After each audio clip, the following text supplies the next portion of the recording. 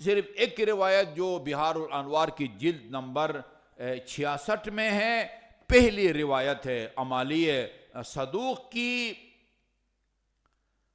یہ شاہ عبدالعظیم، یہ جو رئی میں ہیں، تہران اور قم کے درمیان میں، شاہ عبدالعظیم حسنی، ان کے حرم کے صدر دروازے پر لکھا ہوا ہے یا من بزیارتہ ثواب زیارت الحسین یرتجا.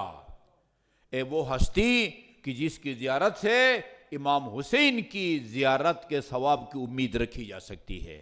یہ ان کے حرم کے اوپر لکھا ہوا ہے. حرم کے اوپر امام زادے بہت ہیں، لیکن سب کا مقام و منزلت برابر اور یکساں نہیں ہے. یہ کہتے ہیں میں امام علی النقی علیہ السلام کی خدمت میں پہنچا، فلما بصر بی، آپ کی نظر جیسے مجھ پر پڑی، قال علی مرحبا بک یا ابا القاسم. ان کی کنیت ابو القاسم ہے. شاہ عبدالعظیم کی جو کنیت ہے وہ ابو القاسم ہے. انت ولینا حقا، جہاں وہ یعنی امام زادے ہیں، کہا آپ ہمارے برحق حقیقی ولی ہیں. اس معنی میں ولی نہیں جس معنی میں علی ولی اللہ آپ کہتے ہیں، دوست کے معنی میں ہے. ولی جہاں سرپرست کے معنی میں استعمال ہوتا ہے، انما ولیکم اللہ ورسولہ والذین آمنوا الذین یقیمون الصلاۃ ویؤتون الزکاۃ وہم راکعون، وہاں ولی کسی اور معنی میں ہے، ولی دوست کے معنی میں آتا ہے. الا ان اولیاء اللہ لا خوف علیہم ولا یحزنون، اللہ کے دوست نہ وہ غمگین ہوتے ہیں، نہ ان کو کبھی خوف جو ہے نہ وہ طاری ہوتا ہے. ولی دوست کے معنی میں. تو ہمارا حقیقی دوست ہے.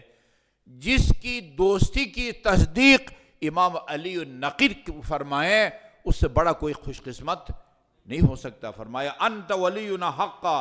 قلت له یا ابن رسول اللہ انی ارید ان اعرض علیک دینی. مولا آج اس مختصر وقت میں اپنا دین عقیدہ آپ کے سامنے پیش کرنا چاہتا ہوں.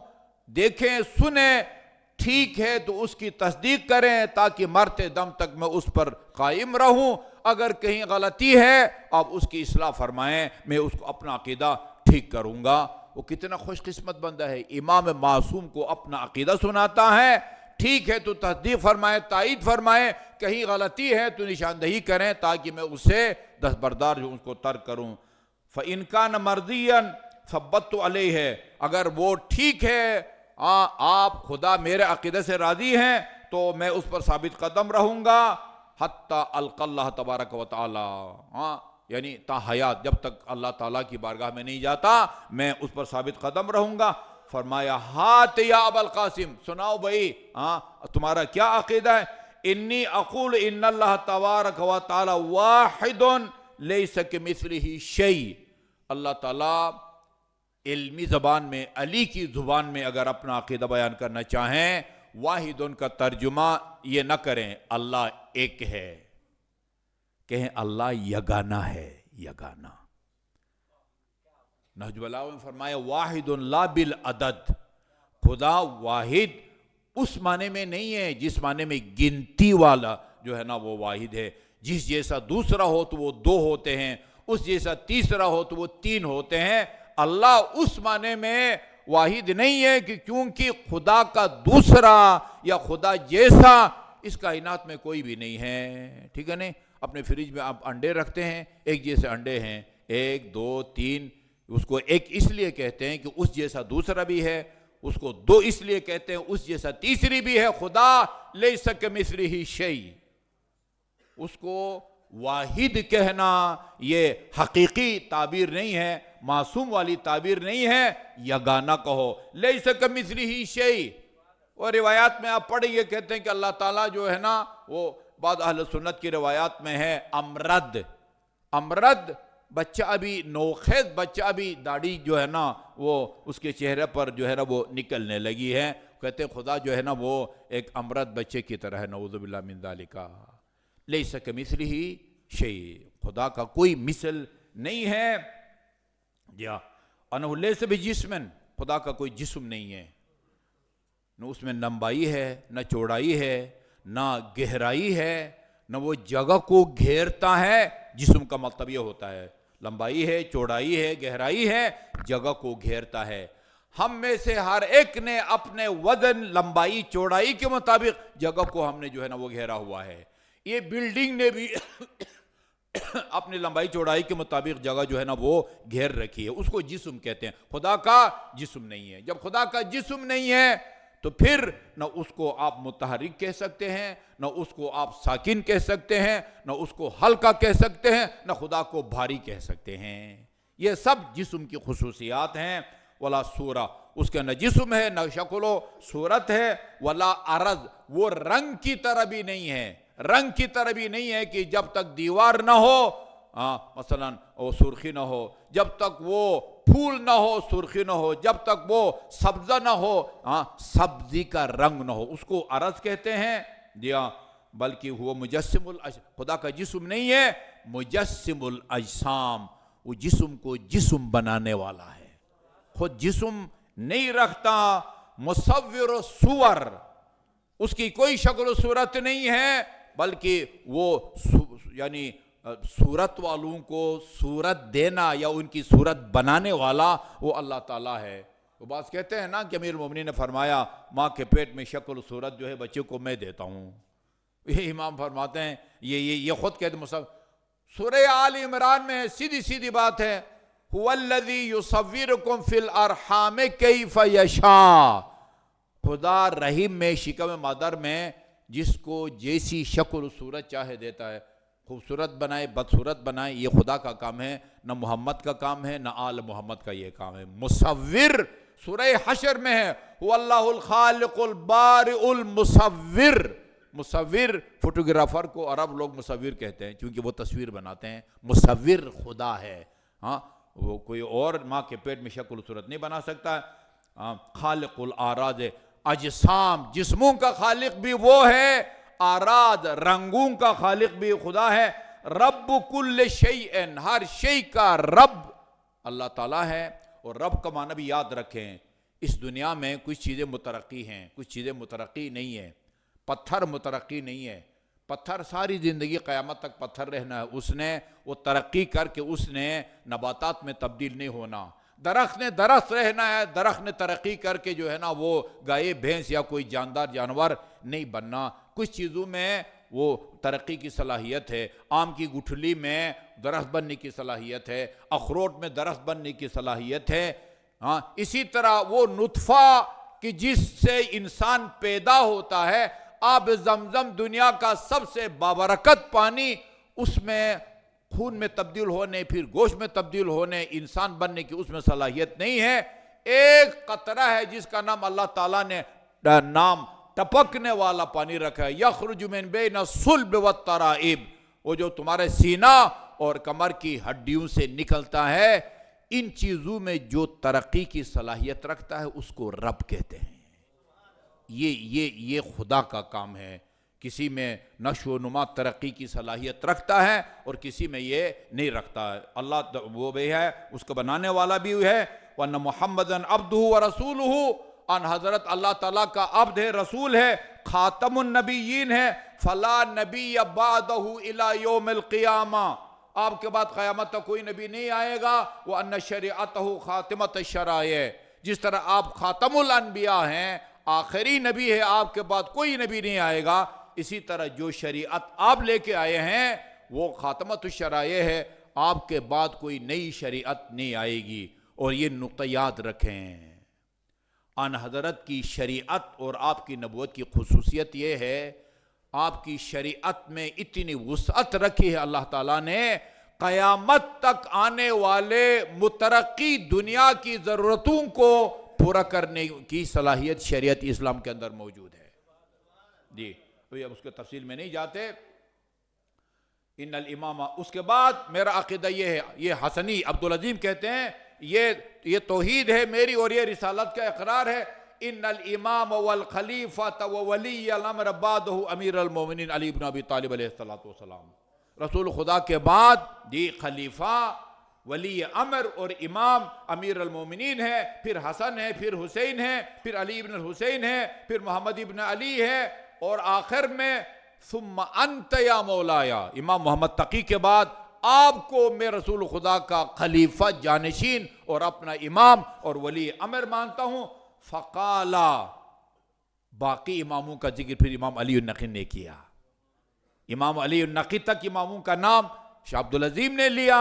اس کے بعد امام نے فرمایا وَمِن بَعْدَ الْحَسَنِ ابنی، جی ہاں، وَمِن بَعْدَ الْحَسَنِ ابنی فَكَيْفَ لِلنَّاسِ، میرے بیٹے حسن کے بعد جو آئے گا، جی ہاں، اس کے بعد لوگوں کے کیا خیالات ہوں گے، نظریات ہوں گے، ان کے کیا عقائد ہوں گے، تو یعنی گویا وہ اس میں لوگ اختلاف کریں گے۔ میرے بیٹے حسن کے بعد مہدی کے بارے میں لوگ اختلاف کریں گے۔ میں نے عرض کیا فقلت وکیف ذاک یا مولایا، وہ اختلاف کس قسم کا یا کس نوعیت کا ہوگا؟ لأنہ لا یرا شخصہ، اس لیے کہ امام فرماتے ہیں 10ویں امام، اس لیے کہ آپ کسی کو نظر نہیں آئیں گے، آپ کی شخص، آپ کا جسم، آپ کی شکل مبارک وہ کسی کو نظر نہیں آئے گی۔ ولا یحل ذکرہ باسمہ، اور یہ بھی آپ کو پتہ ہونا چاہیے، امام زمان رسول خدا کے ہم نام ہیں، آپ کا نام لینے کی ہم کو اجازت نہیں دی گئی ہے۔ کتابوں میں جب آپ کا نام لکھنا ہو میم ہے میم دال لکھتے ہیں علماء کرام، ٹھیک ہے جی، حلال نہیں، جائز نہیں ہے کہ اس کا آپ کا نام ذکر جائے۔ حتی یخرج فیملؤ الارض قسطا وعدلا کما ملئ الظلم وجورا، جب اللہ تعالیٰ کی طرف سے ان کو اجازت ملے گی وہ ظہور فرمائیں گے، خود ہم سے زیادہ آپ اپنے ظہور کے بے تابی سے منتظر ہیں۔ امام زمان ہم سے زیادہ پریشان ہے اس ظلم و جور کو دیکھ کے، وہ ظلم اور انصاف، ظلم و جور سے بھر چکی ہوگی دنیا، اور آپ آ کے عدل اور انصاف سے بھر کہہ دیں گے قلت اقررت واقول ان، اس کے بعد کہتے ہیں میں نے مولا میں یہ اس کا بھی اقرار کرتا ہوں، یعنی آپ کے بعد امام حسن، اس کے بعد امام زمان، ان کی امامت کا بھی اقرار کرتا ہوں، اور میرا یہ عقیدہ بھی ہے ان ولیہم ولی اللہ، ان کا جو ولی یا محب یا دوست ہوگا وہ خدا کا دوست ہوگا، وعدوہم عدو اللہ، ان کا دشمن خدا کا دشمن ہوگا، وطاعتہم طاعت اللہ، ان کی اطاعت اللہ تعالیٰ کی اطاعت ہے، ومعصیتہم معصیت اللہ، ان کی معصیت، ان کی نافرمانی یہ اللہ تعالیٰ کی معصیت اور نافرمانی ہے۔ اقولو، مولا اور میرا یہ عقیدہ بھی ہے، یہ جلدی جلدی نوٹ کر لیں، عقائد دو قسم کے ہوتے ہیں۔ بعض عقائد ہوتے ہیں کہ ابتدائی طور پر کتابوں کا مطالعہ کر کے مستند علماء کرام سے پوچھ کے وہ اس عقیدے پر ایمان لانا، علم حاصل کرنا ضروری ہوتا ہے، جیسے توحید، عدل، نبوت، امامت، قیامت۔ کچھ چیزیں ہوتی ہیں کہ اگر آپ کو زندگی بھر اس کا پتہ نہ بھی ہو تو آپ دائرہ اسلام سے خارج نہیں ہوتے، نہ دائرہ ایمان سے خارج ہوتے ہیں، لیکن انکار جائز نہیں ہے، انکار جائز نہیں ہے، اس کا اقرار کرنا چاہیے۔ ان میں سے ایک کیا ہے؟ ان المعراج حق، ان حضرت کے معراج اسی جسم اور روح کے ساتھ، کچھ لوگوں کا خیال ہے خواب تھا، وہ معراج ان حضرت کا روح گئی تھی قاب قوسا ادنا تک، باقی آپ کا جسم وہیں مکہ مکرمہ میں تھا۔ نہیں، جس جسم کے ساتھ اور روح کے ساتھ آپ چل کے مسجد امام صادق تشریف لائے ہیں، اسی جسم اور روح کے ساتھ ان حضرت کا معراج، یا اس کو برحق سمجھتا ہوں۔ والمسألۃ فی القبر حق، اور قبر میں نکیر منکر کا سوال کوئی مستثنا نہیں ہے، کوئی مستثنا نہیں ہے، وہ بھی اس کو برحق سمجھتا ہوں۔ جنت کو برحق، وہی تلقین میں جو مرحوم کی شان ہلا ہلا کو اس کو آپ سمجھاتے ہیں، انہی باتوں کو دیا۔ جنت برحق ہے، دوزخ برحق ہے، پل صراط سے گزرنا یہ بھی برحق ہے، میزان اعمال کا تلنا بھی برحق ہے۔ وَأَنَّ السَّاعَةَ الْآتِيَةُ لَا رَيْبَ فِيهَا، قیامت آنے والی ہے، اس میں کوئی شک نہیں ہے۔ إِنَّ اللَّهَ يَبْعَثُ مَن فِي الْقُبُورِ، جو بھی آدم سے لے کر آج تک اور قیامت تک قبروں میں دفن کیے گئے ہیں، وہ روز قیامت سورہ زلزال کی روشنی میں یوم یصدر الناس اشتاتا لیروا اعمالہم، فمن یعمل مثقال ذرۃ خیرا یرہ ومن یعمل مثقال ذرۃ شرا یرہ، ایک دن آئے گا کہ جس میں سب ایک اللہ کے ارادے کے نتیجے میں، بعض علماء کرام ان کو شہید کیا گیا، ان کے جسد خاکی کو جلا دیا گیا اور راکھ اور خاکستر کو دریا برد کر دیا گیا، ان کے جسم کے وہ جو راکھ ہے اس کے ذرات جہاں کہیں بھی ہیں ایک اللہ کے ارادے کے نتیجے میں پہلی کی طرح مجسم ہو جائیں گے، ایک اللہ کے ارادے کے نتیجے میں دیا۔ وَأَقُولُ إِنَّ الْفَرَائِضَ الْوَاجِبَةَ، اور میرا مولا یہ بھی عقیدہ ہے، یہی عقیدہ ہونا چاہیے بغیر کسی کم بیشی کے جو شاہ عبدالعظیم نے امام علی النقی کو سنایا ہے، اور یہ کہ ان الفرائض الواجب بعد الولایت، ولایت کے بعد یہ اللہ کی وحدانیت، رسول خدا صلی اللہ علیہ وسلم کی نبوت اور ختم نبوت اور ائمہ معصومین کی امامت کے اقرار کے بعد فرائض میں سے الصلاۃ، زکوٰۃ، روزہ، حج، جہاد، امر بالمعروف، نہی عن منکر۔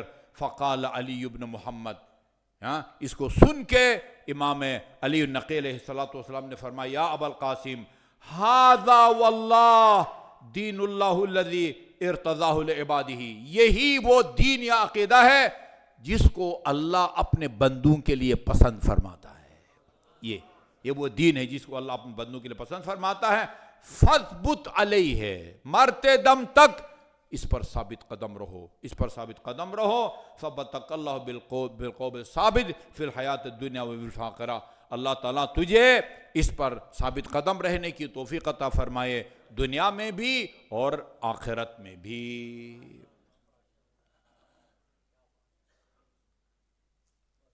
اسی حقیقت کو آپ نے ایمان کی تعریف کی، ایمان اور اسلام میں فرق کو بیان کیا۔ آپ نے فرمایا اسلام وہ اس اقرار کا نام ہے جس کے نتیجے میں انسان ایک دوسرے سے نکاح کر سکتا ہے، مسلمان سے نکاح کر سکتا ہے، وہ مسلمان شیعہ ہو یا سنی ہو، مسلمان کا کفر ہے بشرطی کی بظاہر لا الہ الا اللہ بھی پڑھتا ہے اور محمد رسول اللہ بھی پڑھتا ہے، لیکن ضروریات دین میں سے کسی کا انکار نہ کرے۔ لا الہ الا اللہ محمد رسول اللہ کہتا ہے لیکن نماز کو فرض نہیں سمجھتا، یہ مسلمان نہیں ہے۔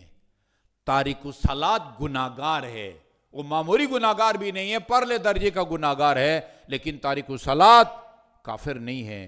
لیکن نماز کا منکر خدا نہ خواستہ یہ عقیدہ ہو کسی کا کہ اسلام میں نماز فرض نہیں ہے، روزہ فرض نہیں ہے، زکوٰۃ فرض نہیں ہے، وہ دائرہ اسلام سے کئی ارب پتی ہوں گے جن پر حج واجب ہے لیکن نہیں کرتے، ان سے آپ پوچھیں کہ اسلام میں حج فرض ہے یا نہیں ہے، وہ کہتے ہیں یا فرض ہے، بس میرا موقع نہیں ملتا، کاروبار کے سلسلے میں ٹائم نہیں نکال سکتا، ہاں اگلے سال کروں گا، تیسرے سال کروں گا۔ یہ گناہگار ضرور ہے لیکن دائرہ اسلام سے خارج نہیں ہے۔ لیکن اگر کسی کا یہ عقیدہ ہے کہ نماز فرض نہیں ہے، روزہ فرض نہیں ہے، زکوٰۃ فرض نہیں ہے، حج فرض نہیں ہے، وہ دائرہ اسلام سے جو ہے نا وہ خارج ہے۔ تو اسلام کے نتیجے میں مناکحہ جو ہے نا وہ جائز ہو جاتا ہے۔ مناکحہ، مواریث، مسلمان باپ کا مسلمان بیٹا، باپ مسلمان ہے، بیٹا اگر مسلمان ہے، شیعہ مسلمان ہو یا سنی مسلمان ہو، وہ باپ کی جائیداد میں سے اس کو ارث ملے گا۔ باپ شیعہ ہے، اس کی اولاد چاہے سنی ہو یا شیعہ ہو، باپ کی جائیداد میں اس کو حصہ ملے گا۔ مسلمان کا مسلمان سے نکاح بھی ہو سکتا ہے اور یہ ایک دوسرے کے وارث بھی بن سکتے ہیں۔ یہ اسلام ہے۔ ایمان کیا ہے؟ ایمان اس عقیدے کا نام ہے کہ جس کے نتیجے میں انسان کے اعمال قبول ہوتے ہیں اور روز قیامت اس کو اعمال کا اجر ملتا ہے اور جنت کا حقدار بنتا ہے۔ یہ ایمان اور اسلام میں فرق بیان کیا، اسی لیے فرمایا کہ راسخ ہو۔ اسلام کا مطلب زبان سے وہ اقرار ہے، اور ایمان کا مطلب یہ ہے کہ جو عقیدہ آپ رکھتے ہیں آپ کا عمل اس عقیدے کی تصدیق بھی کرے۔ دل میں جو عقیدہ راسخ ہے آپ کا عمل وہ اس عقیدے کی تصدیق بھی کرے۔ یہ امام علیہ السلام کا فرمان ہے۔ ایک مطلب میں پھر تاکید کروں گا، الحمدللہ آپ سب کے گھروں میں وہ مفاتیح الجنان موجود ہے جس میں دعاؤں کا بھی ترجمہ ہے، زیارات کا بھی ترجمہ ہے۔ کم از کم مہینے میں ایک دفعہ زیارت جامعہ کو ضرور پڑھیں، یقیناً اس کے نتیجے میں ایمان میں اضافہ ہوگا۔ حاجت روائی کے لیے بھی جو ہے نا اس کو وہ سمجھا جاتا ہے، ایک سر سمجھا جاتا ہے۔ دوسرے الفاظ میں یہ ائمہ اہل بیت کا شناختی کارڈ ہے، اس سے آگاہی ضروری ہے۔ اعوذ باللہ من الشیطان الرجیم، بسم اللہ الرحمن الرحیم، قل هو اللہ احد اللہ